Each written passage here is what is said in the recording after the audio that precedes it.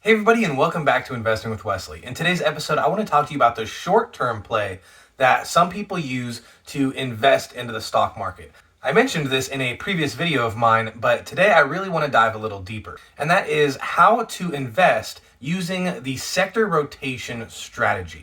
With that being said, let's get into it. Okay, for starters, before we jump in, guys, I just want to say that if the audio or video is a little bad in this particular video, I just want to apologize for that. I am currently traveling right now and I don't really have the normal setup that I have right now, so we're just going to do the best we can.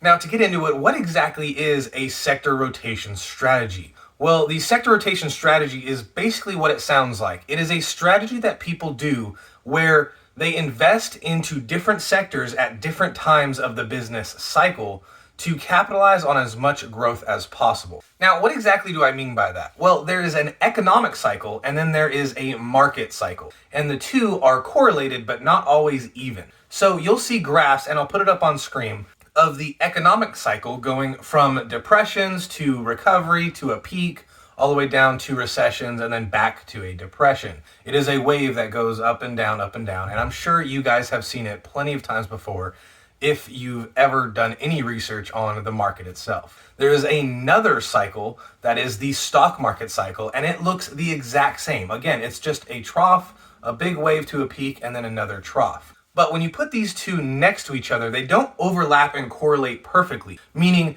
the peak of the stock market isn't going to be the peak of the economy. Actually, the economic cycle is just forward of the market cycle, meaning that the peak of the market will be when we're still in the recovery phase of the economic cycle. And likewise, the lowest part of the market cycle will be as we're still heading down on the economic cycle. Now, because these two cycles don't overlap perfectly, there is different parts of the cycle that mean different sectors in the stock market will do better.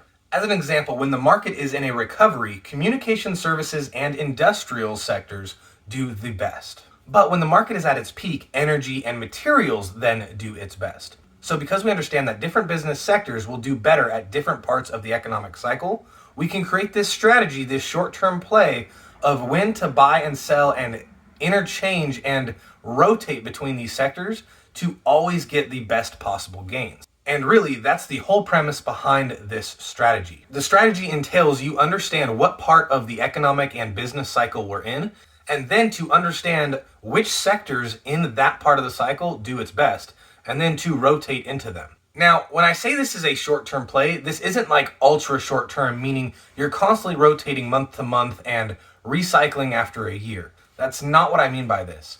The economic and business cycle on average lasts about 4.5 to 5 years. So this is really a 5-year play before you come full circle. Now, when it comes to using this strategy, there's really two methods that people use all the time.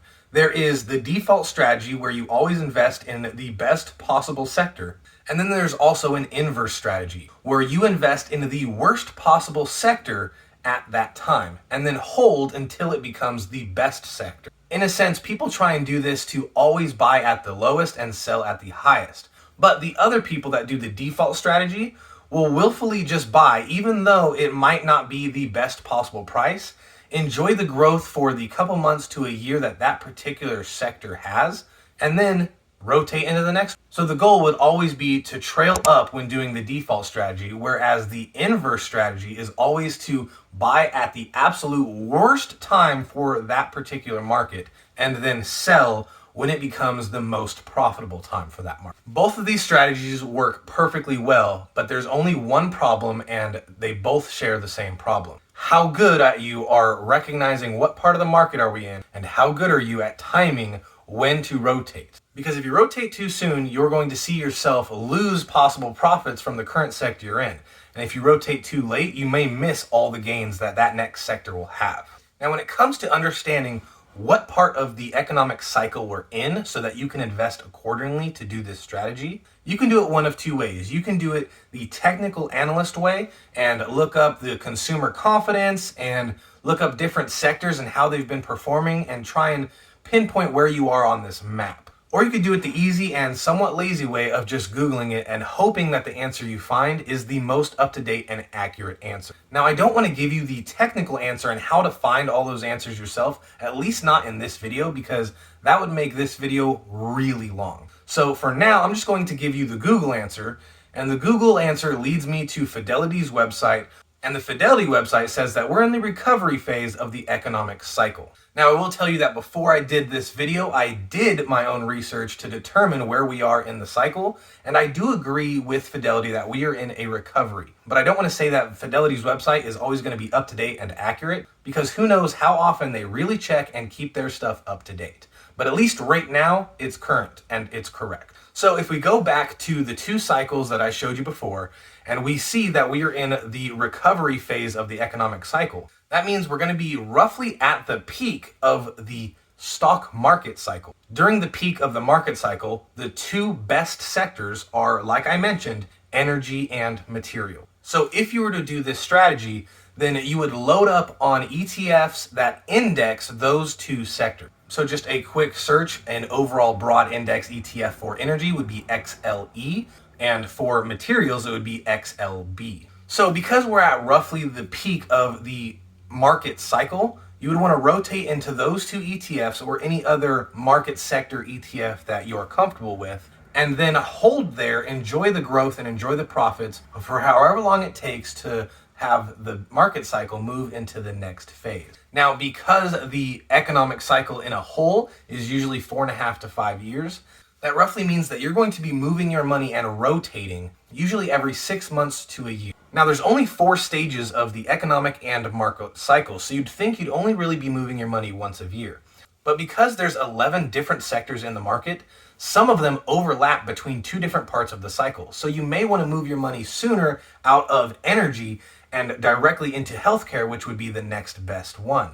Like I said, there's a lot of nuance to this strategy, and you really have to know where you're at in the cycle, because if we just hit the peak of the market cycle, then it wouldn't make sense to go into the next phase of the cycle, because you'd miss out on all the profits that the energy and materials sector would have to give you. Likewise, it also wouldn't make sense for you to invest in real estate right now if we are at the peak, because real estate does its best when the market cycle is at its complete bottom.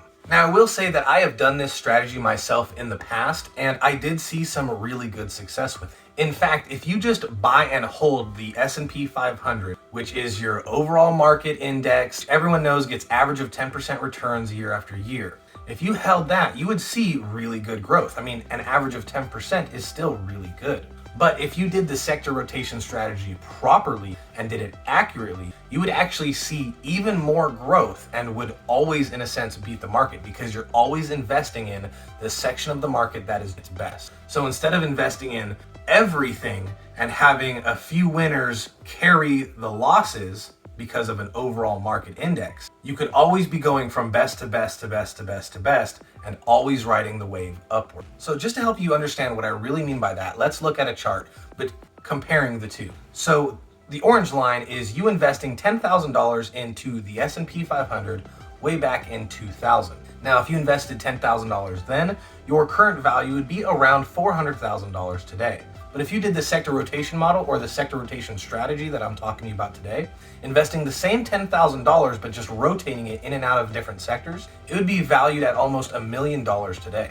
So you could definitely see there is some validity in this strategy. But before you just go all gung-ho and jump straight into it, you need to do your research, because like I said, it all hinges on if you know what you're doing and know what part of the market we're in right now and can switch accordingly. Because if you get it wrong, you're always buying at the worst time. So instead of seeing the $400,000 growth that you would in the SP 500, you would be seeing even less of that because you're not in the market. Just remember to keep that in mind if you're thinking about doing this strategy, and do a little bit more research. I'll include links to all the websites I mentioned and all the articles I found in the description below if you're curious to do your own research. I have a dedicated Facebook and Instagram account.